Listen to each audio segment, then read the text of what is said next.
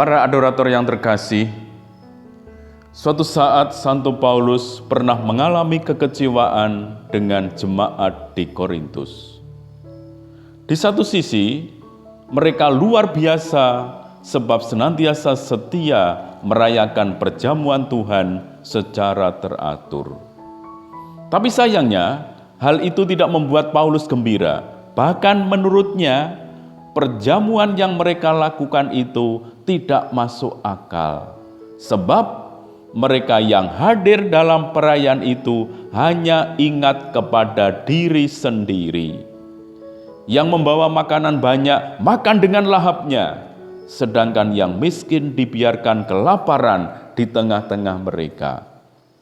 Jika situasinya demikian, pesta itu sama sekali tidak dapat disebut perjamuan Tuhan.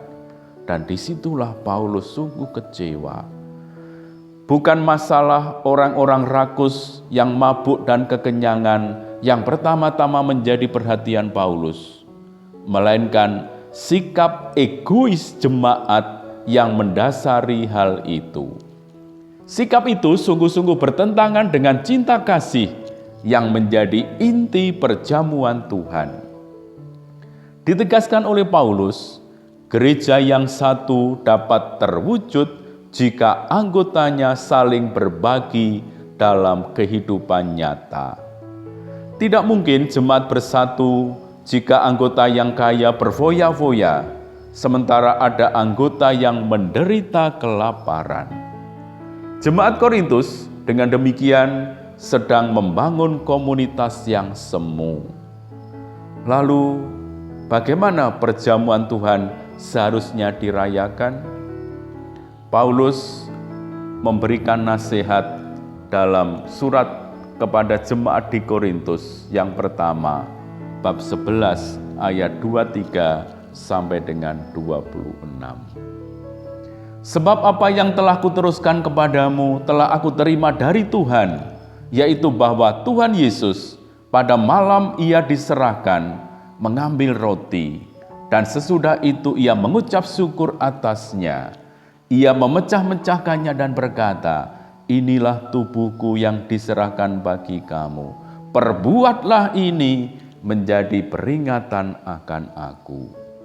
Demikian juga ia mengambil cawan sesudah makan, ia berkata, "Cawan ini adalah perjanjian baru yang dimateraikan dengan darahku. Perbuatlah ini setiap kali kamu meminumnya menjadi peringatan akan aku. Sebab setiap kali kamu makan roti ini dan minum cawan ini, kamu memberitakan kematian Tuhan sampai ia datang." Saudara-saudari terkasih, lewat ini Paulus mengkritik jemaat Korintus. Mereka menganggap perjamuan Tuhan sebagai acara untuk mengingat peristiwa yang sudah lewat. Paulus berpendapat bahwa masa lalu, masa kini, dan masa depan adalah suatu kesatuan. Mengenang peristiwa masa silam berarti menghadirkan secara nyata pada masa kini dan membuatnya bermanfaat bagi kehidupan seseorang di masa mendatang. Maka Paulus menambahi rumusan liturgi itu untuk menghubungkan kenangannya akan peristiwa Yesus dan tugas perutusannya yang diembannya. Mewartakan kematian Tuhan tidak selalu harus dengan mengisahkan ulang kisah sengsaranya. Pemecahan roti dan pencurahan anggur sudah melambangkan hal itu. Pewartaan terjadi selama perjamuan berlangsung. Karena itu, kalau hanya sekadar memecahkan roti dan minum anggur, sama sekali tidak memadai. Yang penting adalah sikap batin dan tingkah laku jemaat yang hadir dalam perjamuan.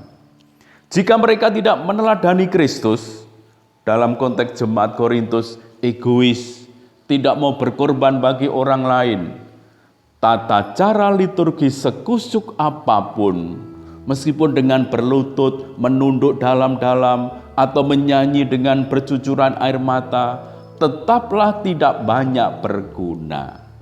Liturgi baru berguna jika jemaat yang terlibat di dalamnya menangkap cinta kasih sebagai inti dari kegiatan itu dan melaksanakannya dengan sungguh-sungguh dalam hidup yang nyata. Demi cinta kasih-Nya kepada manusia, Yesus rela mati di kayu salib. Sungguh hal itu merupakan suatu tindakan yang didasari oleh rasa cinta yang sangat besar dan kuat. Cinta dan pengorbanan yang luar biasa itulah yang kita kenang bersama dalam perayaan Ekaristi sesuai dengan pesan Yesus sendiri. Karena itu, dalam suatu perayaan Ekaristi atau perjamuan Tuhan, semangat cinta kasih yang dahulu berkobar-kobar dalam hati Yesus juga harus menyala dalam diri umat yang hadir di situ. Sesuai dengan namanya, dalam pesta perjamuan Tuhan, jemaat kembali disadarkan bahwa mereka telah ditebus dan diselamatkan oleh Kristus. Karena itu, mengikuti teladannya, jemaat diajak untuk menghadirkan keselamatan bagi orang lain. Bukankah Yesus telah mati demi keselamatan semua orang? Nah, yang terjadi di kalangan jemaat Korintus itu sangat menyedihkan. Para saudara, barangkali juga dalam kehidupan jemaat kita, apa yang terjadi dalam jemaat di Korintus itu juga terjadi dalam jemaat kita. Kerap kali kita dalam menghadiri Ekaristi, kita pun juga tidak sungguh-sungguh masuk dalam peristiwa itu. Salah satu penyebabnya apa? Orang tidak lagi melihat Ekaristi sebagai suatu peristiwa yang menyelamatkan, melainkan sebagai suatu acara rutin mingguan yang memang wajib dihadiri oleh para pengikut Kristus. Akibatnya, rasa cinta, penghormatan, dan keselamatan yang menjadi inti dari perjamuan Tuhan tidak sungguh meresap ke dalam hati jemaat. Maka begitu perayaan Ekaristi selesai, sepertinya selesai juga kewajiban untuk mengungkapkan cinta dan perhatian bagi orang lain. Dan sungguh gawat kalau Ekaristi tidak mengubah, tidak punya makna, tidak memberikan manfaat bagi hidup seseorang. Perayaan Ekaristi adalah menghadirkan kembali cinta Tuhan yang begitu besar kepada kita. Bukan yang sekedar ingat akan keselamatan Kristus itu tidak terhenti. Kita diajak untuk terus melanjutkan. Dengan Ekaristi, semangat kita diteguhkan dan disegarkan kembali. Tetapi tidak berhenti di situ saja dalam hidup sehari-hari. Apa yang sudah didapat dalam perjamuan Tuhan harus kita bagikan bagi siapapun yang ada di sekitar kita.